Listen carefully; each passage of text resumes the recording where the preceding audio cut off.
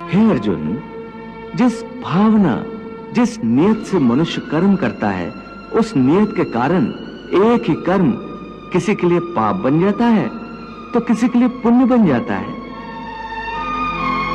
कर्म के इस ज्ञान के द्वारा ही मनुष्य को कर्म, अकर्म और विकर्म की पहचान होती है। कर्म, अकर्म, विकर्म, ये क्या है?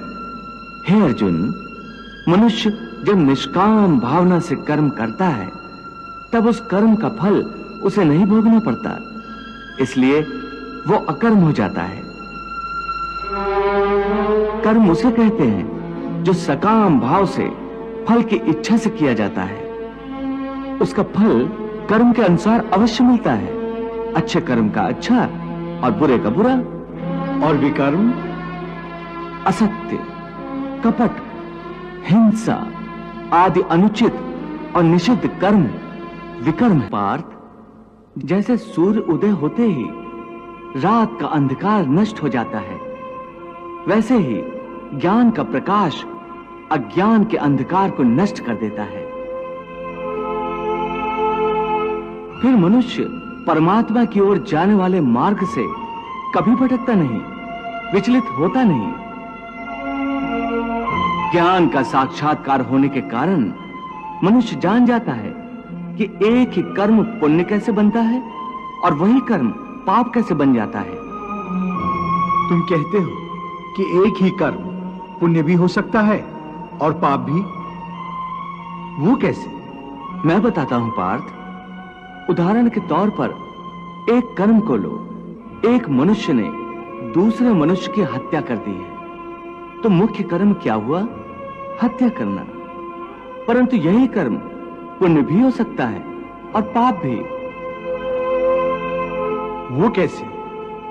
एक मनुष्य किसी कमजोर बूढ़े व्यक्ति का धन लूटने के लिए उसकी हत्या कर देता है, तो वो क्या हुआ?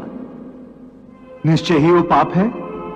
और यदि एक दुष्ट मनुष्य किसी अबला स्त्री के साथ जबरदस्ती बलात्कार करने की कोशिश कर रहा है, तो उस अबला की रक्षा के लिए यदि बलात्कार करने वाले की हत्या कर दी जाए तो वो क्या होगा?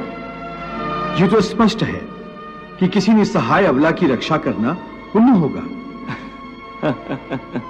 तुमने स्वयं ही अपने प्रश्न का उत्तर दे दिया पार्थ। कर्म तो वही रहा, किसी की हत्या करना, परंतु उस कर्म के पीछे भावना क्या है? मारने वाले की नियत क्या है? इसी के फर्क से एक ही कर्म पाप हो सकता है अथवा पुण्य। हे अर्जुन, जिस भावना, जिस नियत से मनुष्य कर्म करता है, उस नियत के कारण एक ही कर्म किसी के लिए पाप बन जाता है तो किसी के लिए पुण्य बन जाता है। कर्म के इस ज्ञान के द्वारा ही मनुष्य को कर्म, अकर्म और विकर्म की पहचान होती है। कर्म, अकर्म, विकर्म, ये क्या है? हे अर्जुन, मनुष्य जब निष्काम भावना से कर्म करता है तब उस कर्म का फल उसे नहीं भोगना पड़ता, इसलिए वो अकर्म हो जाता है। कर्म उसे कहते हैं जो सकाम भाव से फल की इच्छा से किया जाता है। उसका फल कर्म के अनुसार अवश्य मिलता है, अच्छे कर्म का अच्छा और बुरे का बुरा। और विकर्म? असत्य, कपट, हिंसा आदि अनुचित और निषिद्ध कर्म विकर्म है। इसका अर्थ केशव युद्ध विकर्म है, क्योंकि इसमें हिंसा है। हे पार्थ, तुम अब भी अज्ञान के अंधकार में भटक रहे हो, इसलिए ऐसी बातें कर रहे हो। मैंने अभी तुम्हें बताया कि कर्म जिस भावना से किया जाए उसी से वो पाप या पुण्य होता है। युद्ध यदि अपना धर्म समझकर अधर्म का, अन्याय का नाश करने के लिए किया जाए तो उस युद्ध में मरने पर भी प्राणी को स्वर्ग की प्राप्ति होती है। इसलिए तुम सारी शंका कुशंकाओं को त्याग दो और युद्ध करो। हे अर्जुन, जब तुम्हें ज्ञान प्राप्त होगा तब तुम जान जाओगे कि यह संसार मेरी ही माया है, ये संसार मेरे ही से उत्पन्न हुआ है। मैं ही संसार का पालक हूं।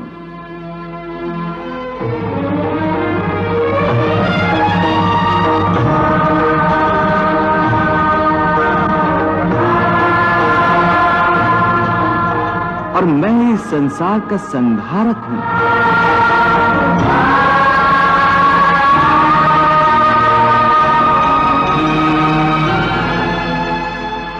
ये सारी सृष्टि मेरी ही माया का खेल है।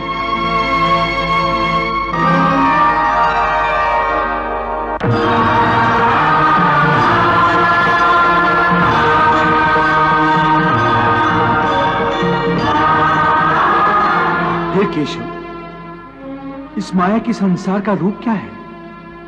हे अर्जुन, यदि तुम अपने ज्ञान चक्षुओं से देखोगे तो तुम्हें पता चलेगा कि यह माया का संसार एक उल्टे वृक्ष की भांति है, जिसकी जड़ें ऊपर हैं और टहनी और पत्ते नीचे की ओर हैं। अपने अंतर चक्षुओं के द्वारा इसे देखो अर्जुन।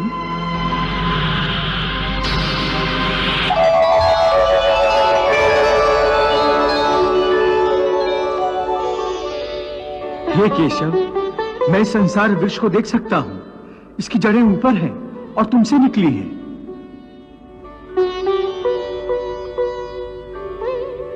हाँ अर्जुन, जैसा मैंने कहा, यह माया का संसार मेरे ही से उत्पन्न हुआ है, इसलिए इसकी जड़ें मेरे में हैं। और माया का स्थान क्योंकि मुझसे नीचे है, इसलिए यह पेड़ उल्टा है। ऊर्ध्वमूलम अधः शाखम अश्वत्थम प्राहुरव्यम छंदासि यस्य पर्णानि यस्तम वेद सा वेदवित्। हे केशव, इस संसार वृक्ष में ब्रह्मा का स्थान क्या है? हे अर्जुन, इस संसार का विस्तार करने वाला होने से ब्रह्मा इस वृक्ष की मुख्य शाखा है।